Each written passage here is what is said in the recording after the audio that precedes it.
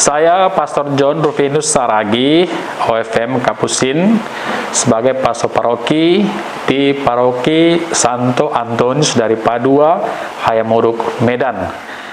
Pada kesempatan ini, saya mau mencoba menerangkan tentang mengapa umat Katolik memberkati dirinya dengan air suci ketika masuk gereja. Ketika hendak masuk ke gereja, ya Katolik tentunya, baik itu kegiatan misa atau kegiatan lain, di pintu gereja umumnya umat berhenti sebentar, menandai dirinya dengan tanda salib, lalu mencelupkan jarinya ke tempat air suci. Nah, air adalah sesuatu yang sangat vital bagi manusia. Tidak makan 5 hari, manusia masih bisa hidup. Tetapi tidak minum 1 hari saja pun akan dehidrasi, fungsi tubuh terganggu, dan bisa berakibat fatal. Bagi umat Katolik, air berkat atau air suci bukanlah sesuatu yang asing. Air dalam gereja Katolik mempunyai arti penting. Salah satu sebagai simbol kehidupan juga pembaharuan. Umat Katolik dibaptis untuk menjadi pengikut Kristus menggunakan air suci. Disebut air suci karena air itu telah diberkati oleh seorang imam atau uskup atas kuasa Roh Kudus. Air suci ditemui dalam bejana di samping pintu gereja Katolik. Air suci digunakan untuk berbagai hal, seperti pada saat pemberkatan, baik barang-barang rohani, bangunan, maupun pemberkatan umat. Pengambilan air suci sebelum kita memasuki gereja tidak terlepas dari penghayatan akan pentingnya air di dalam hidup manusia. Karena air merupakan simbol penting yang menggambarkan kehidupan. Ya, sebab hidup jasmani kita dimulai di dalam air. Demikian pula hidup rohani kita. Air merupakan awal kehidupan. Dalam kitab Kejadian, penciptaan alam semesta dimulai dengan Roh Allah melayang-layang di atas permukaan air. Kejadian 1 ayat 2. Demikian pula yang terjadi dalam kehidupan setiap manusia. Kita memperoleh wujud insani kita dalam kantung cairan air ketuban dalam rahim ibu. Dan ketika kantung air ini pecah, kelahiran dimulai. Maka ketika kita mengawali kunjungan ke gereja dengan mencelupkan jari ke dalam bejana air suci, kita membuat tanda salib yang tentu kita yakini untuk menggambarkan Allah Tritunggal Maha Kudus, Allah Bapa, Putra, dan Roh Kudus. Di dalamnya kita dibaptis dan memperoleh kehidupan abadi. Sudah sejak zaman gereja awal, air memang digunakan dalam doa Kristiani. Misalnya, Bapa Gereja abad kedua, Tertullianus, mencatat kebiasaan simbolis membasuh tangan sebelum menadahkannya dalam doa. Itu bisa kita lihat dalam buku On Prayer.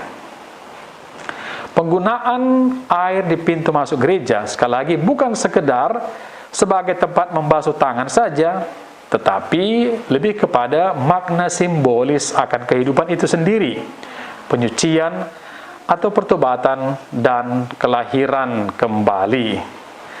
Namun terutama air itu mengingatkan kita kepada pembaptisan kita, di mana kita telah dikuburkan bersama Kristus, dibangkitkan bersama Dia, dan memperoleh kehidupan baru di dalam air dan roh sebagai anak-anak Allah.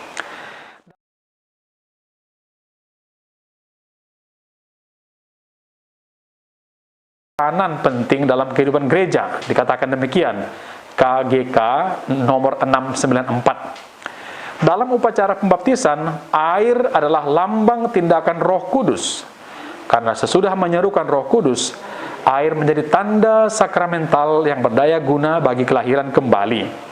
Seperti pada kelahiran kita yang pertama, kita tumbuh dalam air ketuban, maka air pembaptisan adalah tanda bahwa kelahiran kita untuk kehidupan ilahi dianugerahkan kepada kita dalam Roh Kudus.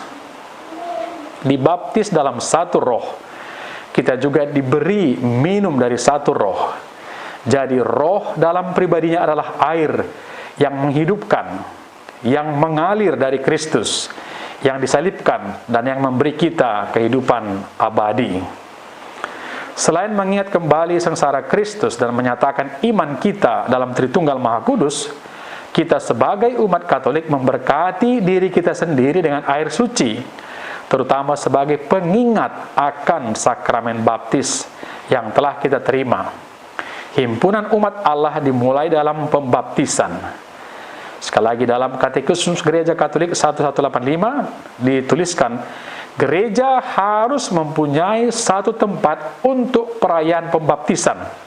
Itulah disebut baptisterium. Dan melalui bejana air, berkat menghidupkan terutama peringatan akan janji-janji pembaptisan. Maka kita yang sudah dibaptis, lahir oleh air dan roh, dan pengambilan air suci mengingatkan kita akan karunia rahmat Allah yang menguduskan kita, yang kita terima di dalam pembaptisan. Maka tindakan mengambil air suci sebelum memasuki gereja merupakan peringatan dan pembaharuan pembaptisan kita.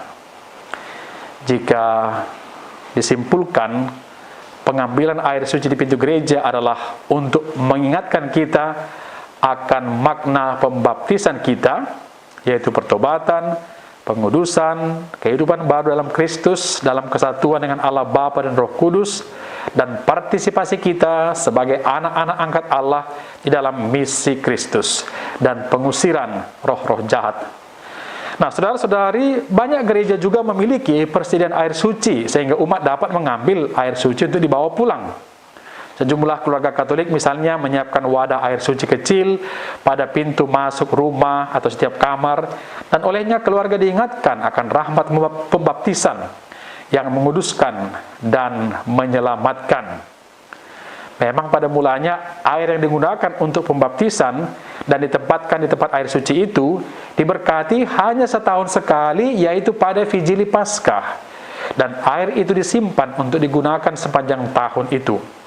Peristiwa itu mengingatkan kembali tentang karya penyelamatan Allah dalam sejarah manusia melalui air. Pemberkatan itu berakhir ketika lilin Paskah yang mewakili terang Kristus dicelupkan 3 kali ke dalam air. Dengan tindakan ini, air dianggap suci dan dipisahkan untuk fungsi khusus seperti yang sudah dijelaskan di atas. Selain untuk mengingat kelahiran kembali yang kita alami dalam pembaptisan, tempat air juga memiliki fungsi praktis yang bisa membantu katakanlah situasi perpindahan kita dari dunia yang sekular menuju ke rumah Allah, itulah yang kudus. Maka walaupun kita merasa kebiasaan memasuki gereja Katolik itu mudah dan seringkali kita terburu-buru dalam ritual memberkati diri dengan air suci, simbolisme di balik tindakan ini patut direnungkan lebih dalam lagi dengan berhenti sejenak lebih lama, artinya menghayati apa yang kita lakukan. Sekali lagi, hari ini bertujuan sebagai pengingat bagi kita akan pembaptisan yang sudah kita terima dan memberikan kesempatan bagi diri kita untuk meninggalkan hal-hal duniawi sejenak dan memasuki suasana yang kudus. Itulah sekilas penjelasan tentang mengapa umat Katolik menandai dirinya dengan tanda salib atau memberkati dirinya ketika masuk ke dalam gereja dengan air suci. Terima kasih.